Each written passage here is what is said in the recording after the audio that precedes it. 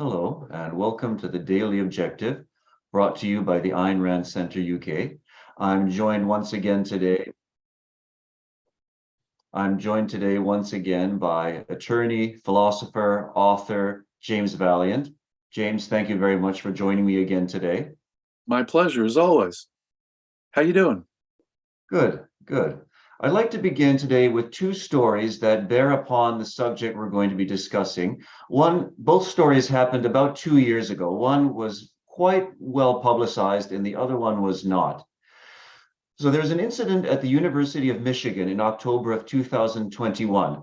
One of their professors by the name of Bright Sheng, who is a Chinese-born classical musician and composer and had been a professor of composition at the University of Michigan for many, many years, showed his class a video of Laurence Olivier's 1965 film version of Shakespeare's Othello, a film in which Olivier uses a lot of heavy black shoe polish makeup in order to play Shakespeare's character of the Moor of Venice.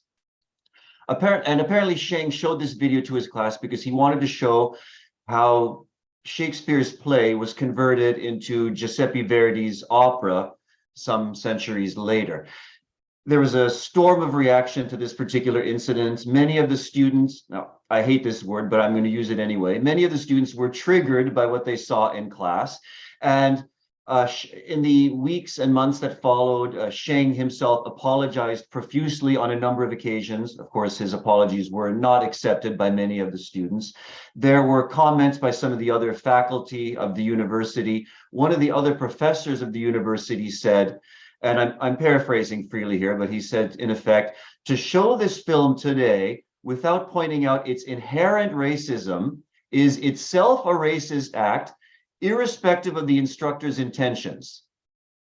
And then the dean of the School of Music made a comment to the effect that Mr. Sheng's actions do not reflect our spirit of anti-racism, diversity, inclusivity, and equity.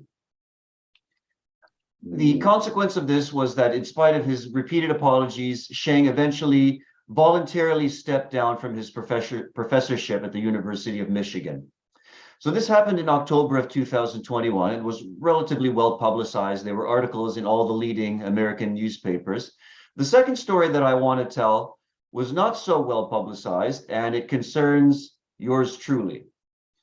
So 2 years ago, I was teaching a course on Mozart's operas for one of the local public libraries in the area, with whom I had a relationship going back about a decade. I'd done many opera lectures for them in the past, which were very popular, and I had a considerable following. And I have to stress that this particular lecture, it was during the lockdown, so it was on Zoom and it was recorded. And during the course of this lecture, there's a character in Mozart's Magic Flute named Monostatos, who is a Moor, and he's one of the villains of the piece. And I showed a clip of Monostatos sung by a white tenor in blackface. And I showed this in the video. And then several days later, I was contacted by the library. Apparently, some people who had seen the video had complained about it. They said there wasn't appropriate context, that I should have said something to the effect, well, of course, we consider this unacceptable today. And the upshot of all of this was that since then, the library has never invited me back, in spite of the fact that I'd been working with them for over a decade. This incident was a little bit different than the Bright Sheng incident that happened around the same time. For one thing, I know my audience fairly well. Most of the people who attend my lectures are mature adults, not likely to be hypersensitive. And in fact, after the library sent out a mass email saying, this recent video did not reflect our values and standards. I got quite an outpouring of support from my usual students saying, this is ridiculous. What is the library doing? Many of them wrote to the library to say, make sure you get him back. And the library ignored all of this. And one other difference was that I was decidedly unrepentant and unapologetic about the whole incident. But that's something we can discuss as well. So before we get into some of the history, some of the implications of blackface, minstrelsy, and how this applies to works in the artistic canon, like Shakespeare's Othello, Mozart's Magic Flute, or Verdi's opera based on the Shakespeare play, James, what is your immediate reaction to these two stories? Well, I take your side and I take the professor's side. Uh, Othello and Mozart's operas are entirely disconnected from the tradition of American minstrelsy. There is, in my mind, no doubt that the tradition of American minstrelsy was racist.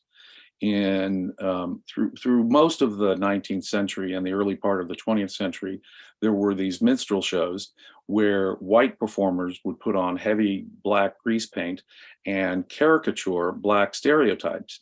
And that is largely what was going on. Blacks would be portrayed as buffoons. Blacks would be portrayed as and wearing silly costumes. Right, there'd be a white narrator, and then you'd have the blackface actors come out wearing obviously absurd costumes, caricatured costumes. They would play typically the buffoonish character. Very often they'd be tolerant to a great deal of pain and abuse. Oh, you can abuse them and abuse them and abuse them. Or they're happy in their life of slavery or happy in a context of racism. And all of that, of course, creates the interesting thing is that these shows fed into American vaudeville at the turn of the 20th century, and was very popular, interestingly, among immigrant groups to America.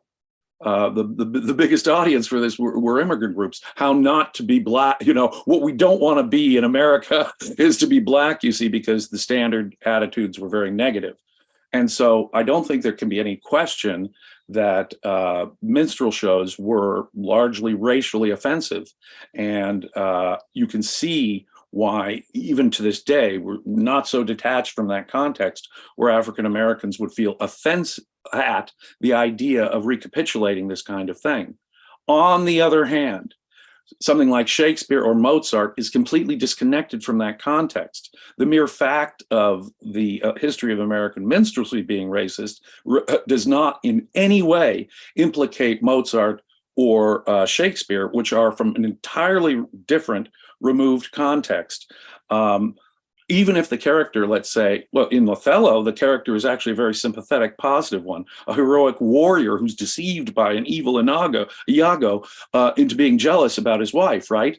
There is a context of racism because he is a Moor, but he is the sympathetic figure. And even though he makes a tragic mistake, it's Iago who's the terrible villain. Or take a Mozart opera. Even if the black character in that case was a villain, it doesn't necessarily imply some cultural stereotype about operas, classical or early romantic operas in the European tradition. They're entirely disconnected. If we expect a context of knowledge, for white people today, to understand and be sensitive to, there's also a context of knowledge that is broader than that has to be appreciated. Otherwise, we risk the danger of being an intrinsicist. We say anytime anyone ever does this, it's necessarily wrong. Well, no, it obviously depends on the context. In itself, imitating another race, or especially as a professional actor, isn't necessarily a racist thing at all. However, there is a historical tradition in which that was racist in a theatrical tradition in America. If we're going to impute a context of knowledge in one context, I'm afraid we have to impute that broader context of knowledge. Now, I can understand an African American is just assuming that's part of course, but it's a question of educating them. It's a question of educating them. I can understand someone feeling very sensitive in that sense, not knowing. I can understand, but then again, on the other hand, we'd have to say, well, what if it's a small child who doesn't know anything about this and they're looking at this? You'd have to understand their context of ignorance, it seems to me, like in any moral question. And I would stress this is a purely moral question. Obviously, it's a question, when it comes to freedom of speech, you have the right to offend. They're just words, they're just images. It can be offensive. Now, critics can pan it to keep everyone from going to the show. I don't have to like it. I personally am offended. From the time I was a child in grammar school, people would tell Polak jokes. And I never got it, even as a small child. I never understood that. What is it about Polish people? What, you're just saying Polish people are stupid? I mean, if I were just simply to replace that with, say, some negative thing, how many communists does it take to put in a light bulb? How many Nazis does it take to put in a light bulb? Suddenly you're now ridiculing. No one could fail to see that what I'm doing is ridiculing the stupidity of communists or Nazis. If I say Pollock, then what you're saying, in effect, is Pollocks are stupid over and over and over and over, and I don't even see what's so funny about that.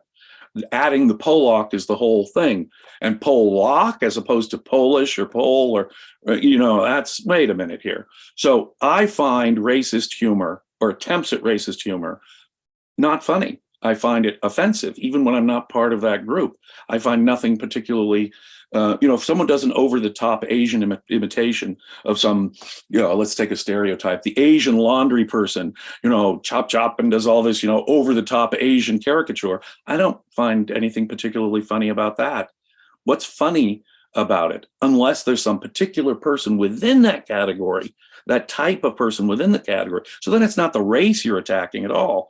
But it is just a moral question and a psychological question here. And in all such questions, context must be observed. In other words, emotions are not themselves givens that we cannot question. We have to go beneath the emotion. The fact that someone's offended by itself is meaningless to me. Is there a good reason to be offended? Does the person have the context of knowledge that would make this offensive? The question is it intended to be offensive? And sometimes it's quite clearly intended to be racially offensive. And in that, I find nothing entertaining. I find nothing amusing. It's not particularly funny to me. Another example that comes to mind is Jewish portrayals before the Holocaust in film. Let's take Cecil B. DeMille's famous film, King of Kings. He depicts this. Ayn Rand and Frank O'Connor both appear in that film, interestingly enough, the 1926 film. But they have these hook-nosed Jewish leaders who are just relishing killing Jesus. Mwahaha, let's kill Jesus. That's clearly a racial stereotype in imagery, which wasn't necessary to tell the story. On the other hand, is the story of the New Testament inherently racist in the sense that Jews are being collectively blamed for the death of Jesus? Yeah. And so in one sense, you'd be cleaning up. And that's what movies have done about the life of Jesus since World War II and the Holocaust. They remove all the anti-Semitic implications and try and tone it down so that Jews aren't offended collectively. Now, in the wake of the Holocaust, offense to Jews, of course, is a very, people have strong emotions about that. But on the other hand, is it reasonable to clean up Christianity of its true anti-Semitism in order to portray that? Sometimes portraying the anti-Semitism of something has a point, so long as you're aware there's conscious anti-Semitism or racism, if that makes sense. No, those are all really good points. To make the matter a little bit more concrete for our viewers, can we talk a little bit about what exactly was it about the minstrel shows of the 19th century that made them so offensive? Because there was a physical aspect to the caricature, the very dark black makeup, the exaggerated wigs, the red lips, and the very strange outfits. But they were also playing into certain kinds of stereotypes of black people as dull-witted, lascivious, lusting after white women. Can we talk a little bit more specifically about some of these? Well, you really named the big ones there. Like I said, they have these buffoonish clothes on, over the top, almost clown costumes that make them look like, the Southern mammy or the Southern cotton picker, and buffoonish, ignorant, totally. They're the dumb ones. They don't know. They're completely ignorant, and their ignorance, very frequently, the ignorance of the black-faced character is the funniness, is the joke. See how stupid they are. See how ignorant they are. Now, it's so funny because, of course, slaves were kept illiterate on purpose. Education in the South, even after the Civil War, was segregated, and blacks, in effect, were given inferior education. So making light of their comparative lack of education or their intelligence is deeply offensive, deeply offensive. Furthermore, lusting. Oh, they are emotionalists. They're lusting. They can't help it. My God, all the different ways that there were just offensive stereotypes. Sometimes it's hard to even see that the stereotype was offensive. We have the black mammy who comes in, and this is kind of connected to the Aunt Jemima controversy. You have the black mammy come in. She loves her subservient role. She loves nothing more than serving the master. And so you have to look back and you have to say, oh, yeah, so older black women just loved to take care of white children and cook for people, and they're just happy in their subservient role. So showing the happy black servant, the happy black cook, it was itself in kind of offensive, because what you're saying is, see how happy they are in their menial roles. And that was very often a theme, how happy they are in their menial roles. Oh, how subject, the other thing I mentioned, very big. They can take all kinds of abuse, physical abuse, in a way that no other group can take. Very frequently, there'll be a slapstick element, bump, bump, bump, bump, trip you, hit you with a slapstick, wah, wah, wah. And the butt of the joke is always the black-faced character. Now, there were black actors who used, and guess what? When they were doing the minstrel shows, they too were compelled to wear blackface, because very often American blacks are mixed race and they're not dark enough. So they'd have this dark grease paint put on black actors as they're doing these blackface shows.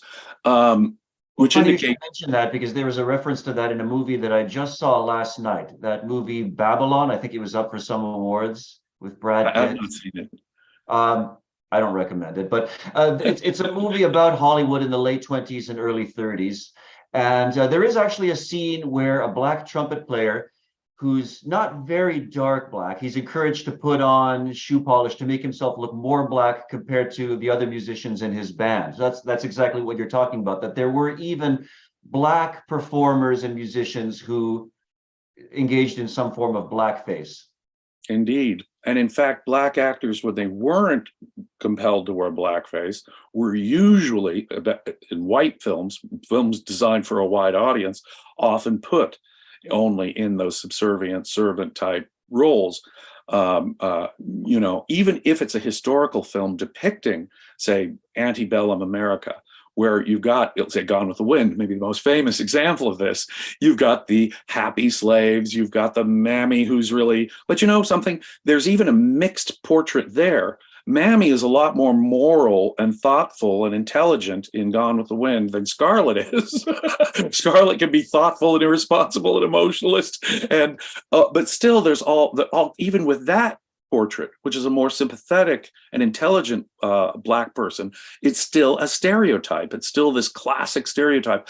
She's the servant, she's the maid, and later on even, where do we put blacks? How do we attribute, what do we talk about blacks? That famous movie with Rosalind Russell and Cary Grant, is a slapstick comedy, His Girl Friday. And the little side whisper, well, the black vote, and we don't want to piss off the black vote because, they're also ultra sensitive.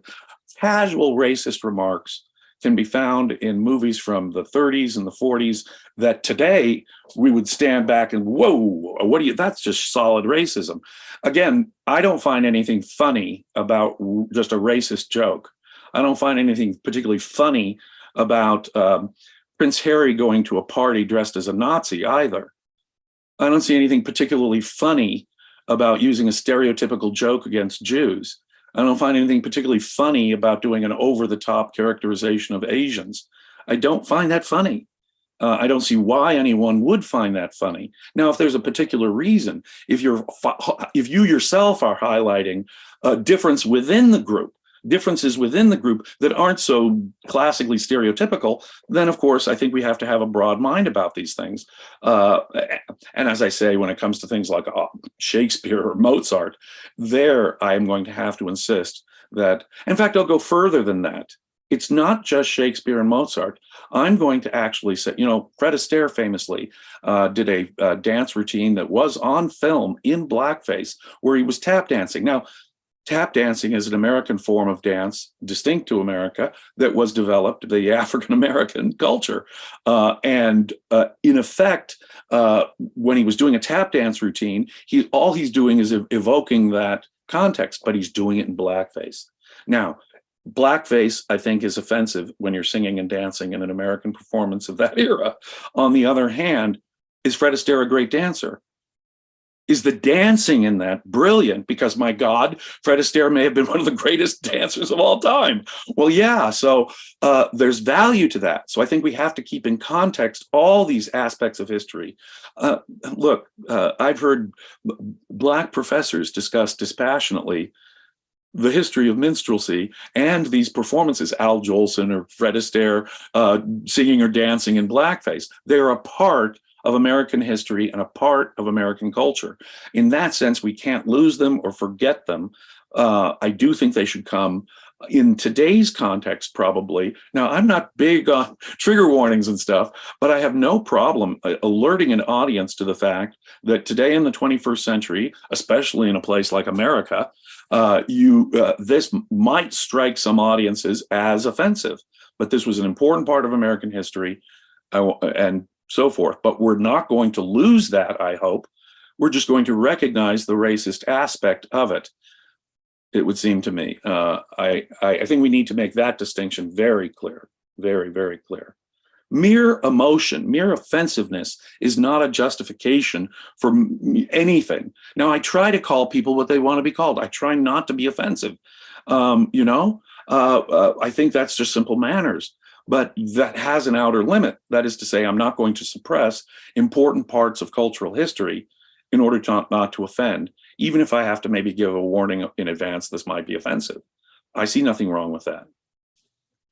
You've mentioned a few interesting points. In this discussion, we're focusing on blackface, caricatures of Black people, but you've also touched on how other racial and ethnic groups have been stereotyped on stage and on screen, whether it's Asian Americans. Think, for example, Mickey Rooney's performance in Breakfast at Tiffany's, that sort of very extreme, cringeworthy Japanese stereotype, as well as caricatures of...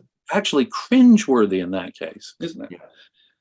I mean, don't get me wrong. I think Mickey Rooney was a talented actor and a great singer, dancer, and a funny guy. But what a cringeworthy, over-the-top Asian caricature performance that was, huh?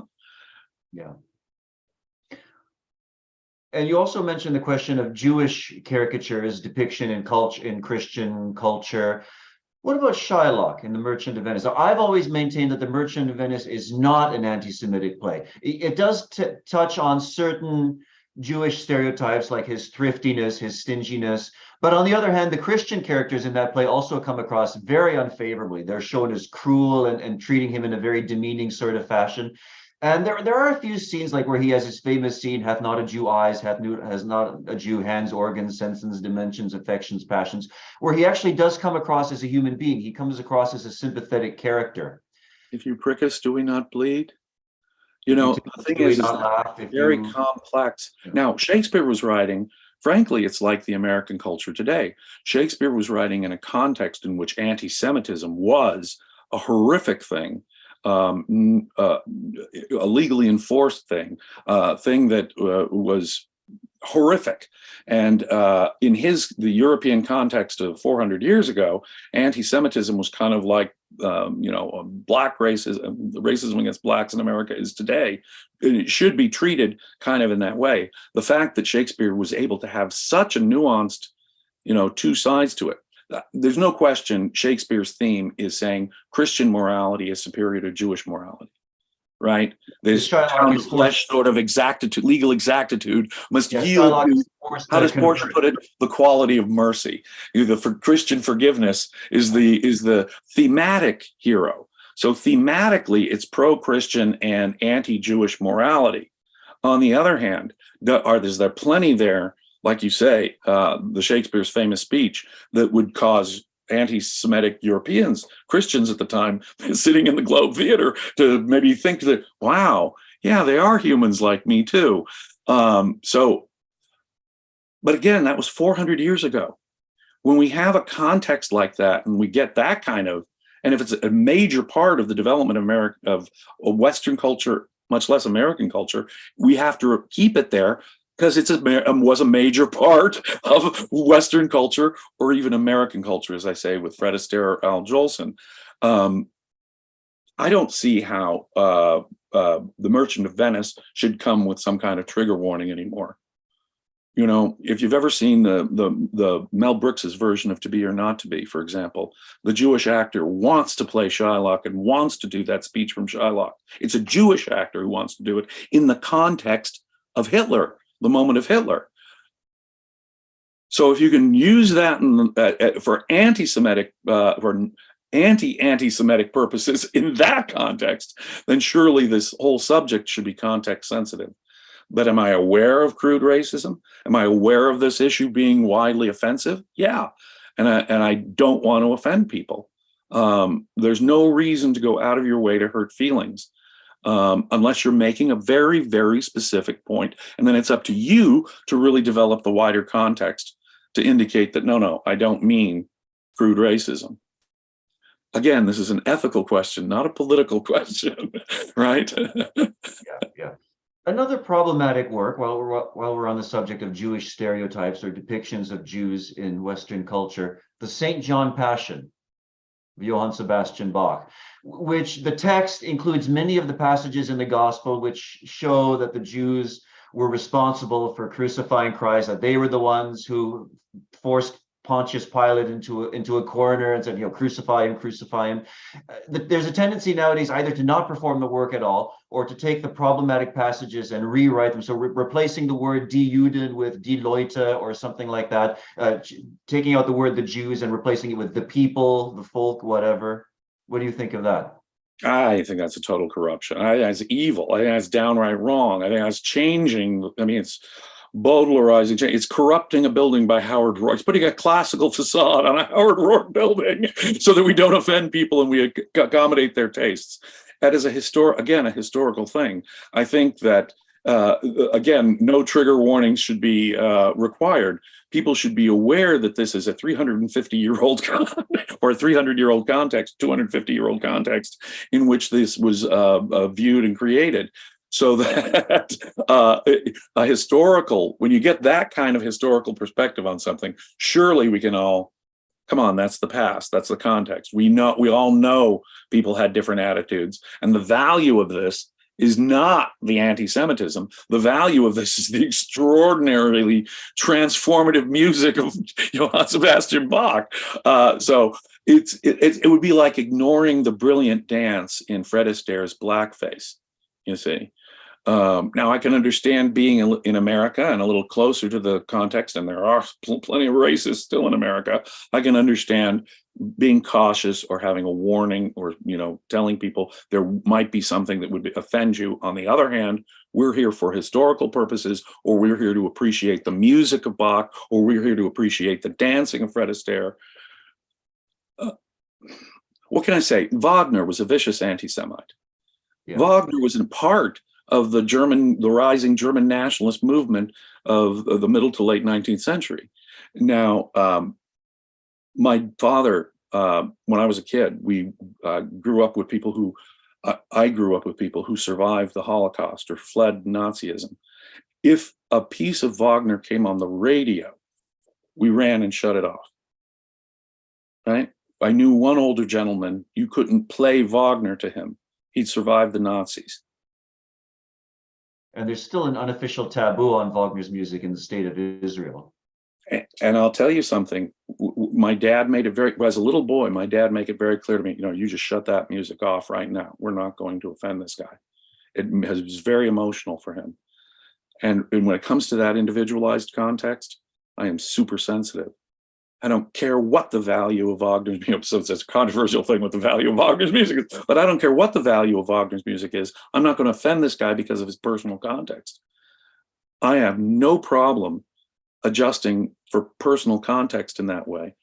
I have no problem backing out and taking into account wider context, like the horrific history of African Americans in my country, or more broadly, anti-Semitism in Europe. A horrific history of that. And I think there's nothing wrong in acknowledging that. We have to acknowledge that. On the other hand, for gosh sakes, we can't lose classics of Western culture.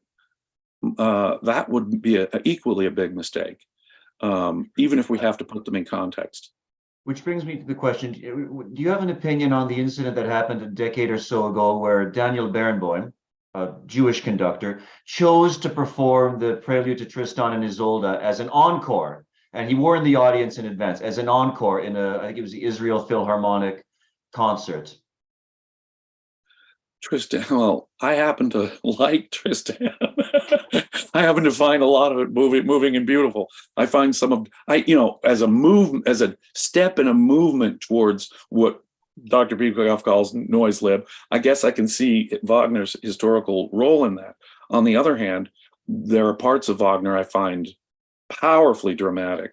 His use of motifs obviously influenced the film scores in the 20th century in a dramatic way. So as an artist, I have to be able to appreciate Wagner, right?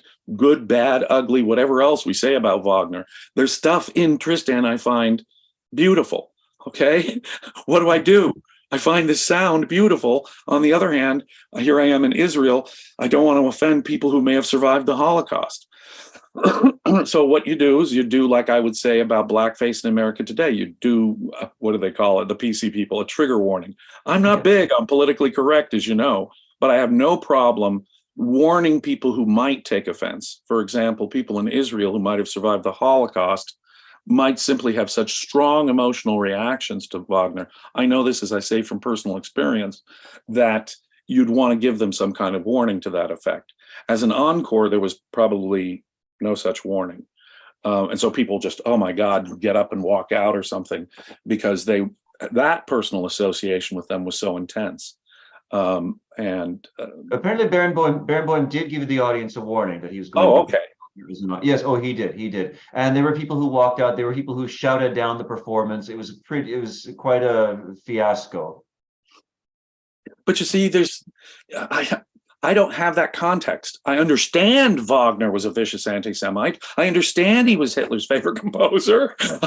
But to me, I don't have that context so that I can still hear some beauty in Tristan, right? But the point is, there are people who have a personal context. They will never be able to hear any beauty in Tristan. Does that make sense? And I'm aware of that. I can't resist pointing out that many of the most important Russian composers of the 19th and 20th century were virulent anti-Semites as well. Mussorgsky, Balakirev, Stravinsky. My gosh, I know that. Yeah. So I mean, we tend to single out Wagner because he was German. And Hitler's favorite. Because he was German. Something a little suspicious about that. But I mean, being Jewish. The truth is, the political opinions of an artist really largely don't matter unless there's a political theme to his art. Are they connected? Is there some broader, could there be some philosophical or psychological thing that's connected to making his art good or bad? Maybe, but the artwork should be treated and judged on its own terms. And if something is truly disconnected from, say, an anti-Semitic context or the American minstrel show context, it is the person who might get offended who probably needs as much education as, say, the ignorant person today who would need education as to why blackface is so offensive to people. So before we turn to our final point, let's check with our producer, Irene. Are there any comments or super chats that we want to acknowledge at this point? Yes, I'll just do the announcements for now. So tonight at 9 p.m. UK time, there is HBTV. Harry Binswanger will be talking about Ayn Rand's refutation of altruism. And tomorrow there'll be the TDO and the Fountainhead Book Club at 7 p.m. And so for the super chats, there's Mary-Aline with $3.99 and $1.99 saying, Miss Rand thought highly of tap dancing. She did. She was yeah. well, yeah, I'll finish the question. Yeah. Oh yeah, no, that was it for her. But we have okay, yeah. She was well aware of its African American origins too. She was well aware that the original atlas on this was Bojangles Robinson, and people like Fred Astaire worshipped the work of Bojangles, the great innovator the greatest exponent of his time of tap dancing. Yes, tap dancing is a wonderful dance form. It's amazing. It's precision. It conveys a sort of psychoepistemology that Ayn Rand very much was sympathetic to. I love tap dancing. And Fred Astaire, in his glorious work, he blended ballet and tap and ballroom dancing into an entirely unique creative form. The fact that on one occasion, Fred Astaire did a tap dance in blackface cannot have us cancel Fred Astaire. I don't even think it should allow us to ignore that performance, so long as we make the allowances for other people being offended by it. Even to this day, the further away we get from the context of discrimination, the less intense this will obviously be. If something is a 2,000-year-old, dispute between two different ethnicities, we're detached from it and we've lost it altogether, so that there's no offense. It's this recent stuff. I mean, within the last century, we've had Jim Crow in America. Within the last century, there was the Holocaust in Europe. And both of those, I think, do require people to take into account the sensitivities of people who still within their living memory might know about these horrors in a very personal way. I have no problem taking into account those kind of feelings. And I sure wouldn't want to imply anything racist in my own work. So in one sense, on the moral side, I have to absolutely say blackface, all other things being equal, in a context where a white person's just putting on a black face to imitate a black person, is going to be offensive. You shouldn't do that if you don't want to offend people. You're free to do it. You're free to say all kinds of stupid, offensive things, in my view, but you shouldn't do it. It's wrong. Unless there's really some point about it that's anti-racist, or you're making a historical point about it or something. Unless there's some wider reason to do this, it's going to be offensive. Why do it? I just don't get Polak jokes. I just don't, you know what I'm saying? I just don't get it. It is a long tradition, for example, of humor in America. In fact, the foundation of American humor, one can almost say the Borscht Belt, comedy set, was pretty much founded by Jewish immigrants who were largely making fun of Jewish culture and Jewish personalities. Oh, my Jewish mother, my Jewish wife, ... When it is coming from that same ethnicity, people often say, well, why do black humorists, why are they freer to use the N-word and white humorists are not? Well, that should be obvious on the face of it. It's very different when a Jewish person is talking about the stereotypical Jewish mother, or a white person going along, oh yeah, you're a Jewish cheap person, or you're a Jewish this, a Jewish that. There is a difference. There really is a difference. And content, just the content, can simply be racist. And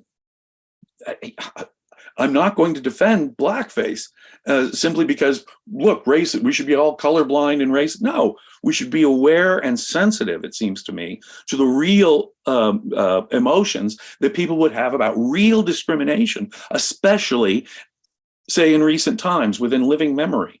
I think there's nothing wrong with acknowledging that. I think a lot when people on the right, for example, criticize political correctness as such, and they have no problem with anyone being just as offensive on these things as anything else, I disagree. I really do disagree.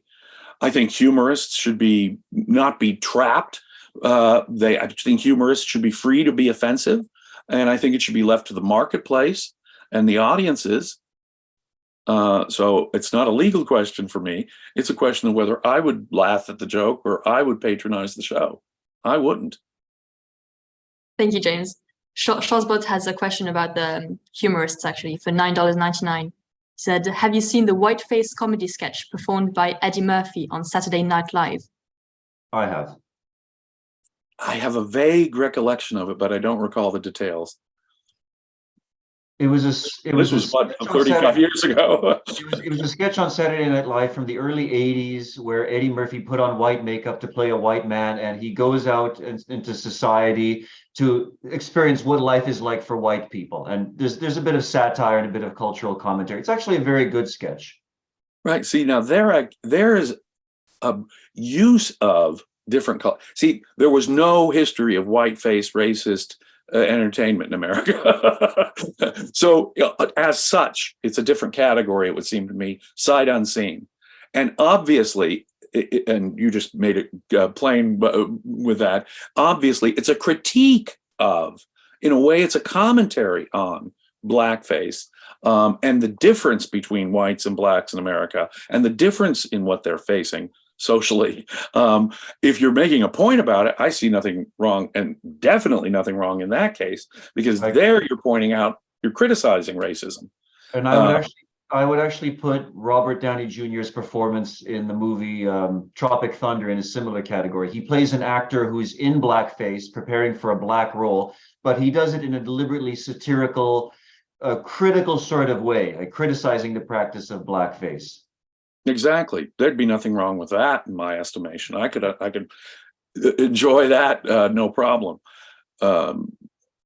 It's a funny thing because it's we go to art, a play, watch a painting, listen to music, watch a dance performance. We're going for an emotional reaction. We're going for an emotional reaction.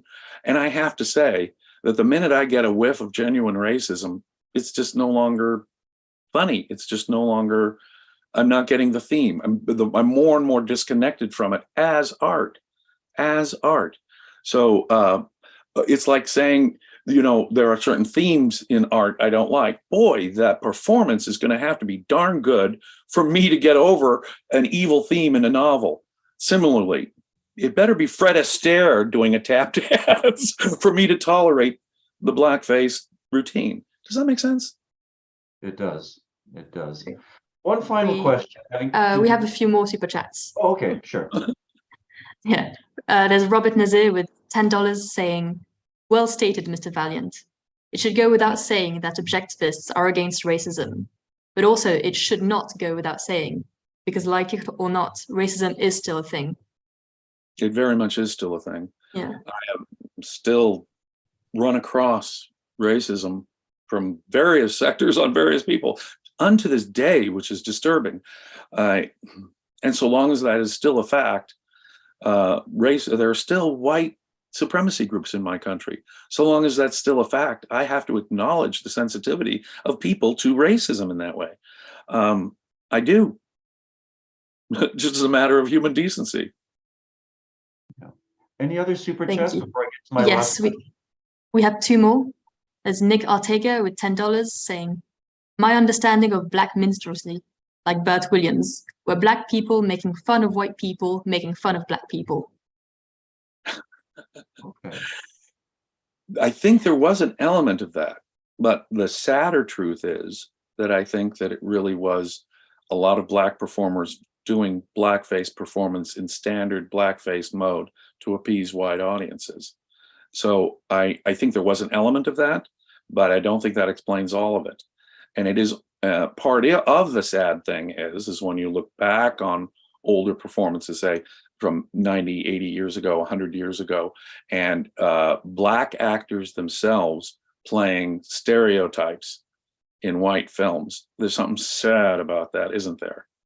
And I think part of black minstrelsy, black participation in minstrelsy shows was that sad. Blacks ridiculing blacks themselves. And that happens a lot more than people realize. I mean, I hate to bring it up again because it's a different category, but it is connected to racism. Believe it or not, those black police officers in Memphis who beat that young black man to death in a totally unjustifiable way just a few weeks ago. There's people say, well, it can't be racism because they were black officers. I disagree. Even blacks can have racial attitudes against blacks. This is true for any race, by the way. It doesn't mean that it's not racism necessarily just because the same race is doing it. Racism is an attitude that can even affect one's self-esteem. And that's how I actually, here in America, that's how I have experienced racism most personally. Friends of mine who are African American who suffer from self-esteem issues because of enormous racism that's come from all sectors, including their own community. Racism is a much more complex thing than simply the racism of the powerful oppressor. It's the psychological effect on everybody. Thank you. And the final super chat from Red Henderson, who's a member for 4 months. It would have been great to hear Rucker's thoughts on this. I only heard about ARCUK because of Rucker's music. Very specific context, not for everyone. It is sad we no longer have Rucker around, and Rucker might have been interesting to talk to about this issue. You know, when we talk about cultural appropriation, white people doing rap music, for example, or one culture taking an element from another culture, I don't see any problem with that. That's generally a tribute. If white Americans love Asian food or Italian food, that is not a racist thing at all. That's a compliment. Now, of course, Americans corrupt and make it their own and make pizzas into something other than, but it's not anti-Italian or anti-Chinese. The fact that those are two of the most popular sorts of food in my country, right? White people enjoy both kinds of food every day in this country. So cultural appropriation is a concept I reject. Let's all steal from whatever culture that does something the best. And I have no problem with that, whatever. And so if by blackface you mean the adoption of anything in Black culture, such as rap, like Rucka did, I have to disagree. If there's not a big fan of rap music myself. There's some that I don't mind, Black Eyed Peas or something. But the mere fact that a white person does, for example, rap music is not in itself racism, by no means. In fact, it's a tribute. In some ways, too, the controversy over sports teams. Often sports teams in America are given Native American type names, like the baseball team, the Atlanta Braves, or the football team, the Washington Redskins. Those are, if anything, profound compliments. Now, they're racially based, so I'm not sure if racially based even compliments. I mean, we have to remember racism is racism, whether you're attacking the person or praising this other person simply because of their race. Both are instances of racism. But if I say our mascot is a brave, a Native American warrior, well, all you're doing is it's actually a tribute. It's a compliment. It may be a stereotypical compliment, and that's what people say. Oh, well, it's still a stereotype, but there's nothing meant to be offensive about it. There's nothing meant to. The intention was not to offend. I think we need to make those kind of distinctions too. Many, many, many of the portrayals of, for example, Native Americans in film, going way back, are hugely sympathetic and positive. They are not the savages that we think they are. They are sympathetic. They are victims. And that goes back a long way. But of course, there are other portrayals of Native Americans in film which are not so positive. Yeah, the mere fact of cultural expropriation, or the mere fact of using a term like the Braves, isn't necessarily meant to be offensive at all. Any final super chats before I get to my last question, my last point? No, that's all for now. Okay, great. So I'd like to just end with a few words on the contemporary situation. There's understandably a considerable sensitivity in recent years towards the whole history of minstrelsy, blackface that we've talked about, which, as we've seen, goes back about 200 years. But if we consider, for example, a work like Shakespeare's Othello, which was written at or just after 1600, or an opera like Mozart's The Magic Flute, which dates from 1791, do those really belong in the same category? Is there a package deal here to even consider those kinds of works of art in the same category with blackface? And I want to mention an article that I came across in researching this topic that was published in the Washington Post some years ago, when the Metropolitan Opera announced that they were no longer going to use blackface for the role of Othello in Verdi's opera. And the interviewer who wrote this article interviewed, I think, 4 or 5 Black singers, male and female, and said, how do you feel about a tenor, a white tenor putting on makeup to play Othello? Is that an example of blackface? And they basically said, no, that's black makeup. That's a little bit like putting on a costume to play a role. So they didn't necessarily consider that to be offensive. James, what are your thoughts on this? I agree. I agree.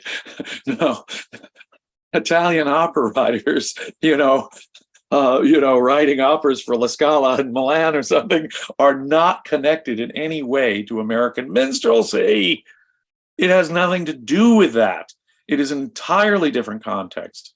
Whatever Verdi, or in fact his Italian audience's particular attitudes, are practically irrelevant to that. He's doing an opera version of a Shakespeare play.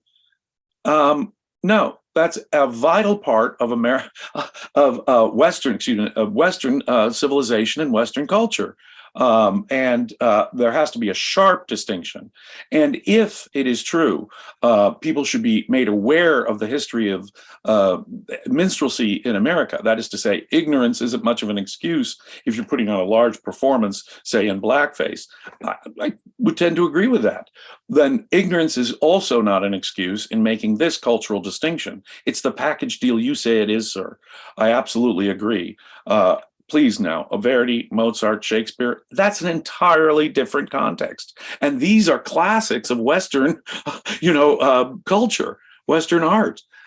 We have to make that distinction. We really, really do. James, thank you so much for a fascinating discussion. For anyone who wants more discussions like this, please remember to subscribe to the Ayn Rand Center UK YouTube channel, become a member for more excellent content like this. Thank you very much, James, for joining me today. And to our audience, thank you all very much, and we'll see you very soon. Take care.